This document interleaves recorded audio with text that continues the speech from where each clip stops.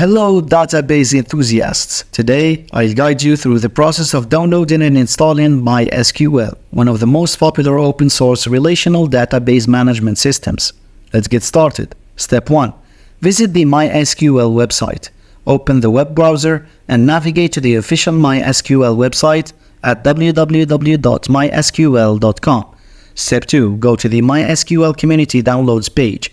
Once on the mysql website, click on the Downloads tab or navigate directly to the mysql community downloads page. Then, select your operating system. On the community downloads page, you'll see options for different operating systems. Choose the version of mysql that corresponds to your operating system. For our example, it's Windows. Step 4. Download mysql installer.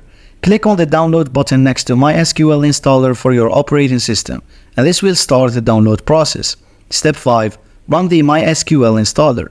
Once the download is complete, locate the downloaded file on your computer and double-click on it to run the mysql installer. Then choose the installation type. The mysql installer will launch and you'll be presented with different options for different installation types. Choose the developer default option if you're installing mysql for development purposes. Then install mysql server. Follow the prompts provided by the mysql installer to install mysql server on your computer. You may need to agree to the terms and conditions and choose the installation location. Then configure mysql server. During the installation process, you'll be prompted to configure mysql server, set a root password for mysql server, and configure other options as needed. Then complete the installation. The mysql installer will notify you that mysql server has been successfully installed.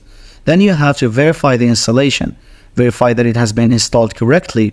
Open a command prompt or terminal window and type mysql v to check the mysql version. Then start using mysql. Congratulations, you've successfully downloaded and installed mysql. You can now start using mysql to create and manage databases on your computer. And that's it, you've successfully downloaded it. Happy database management. Thanks for watching and don't forget to subscribe.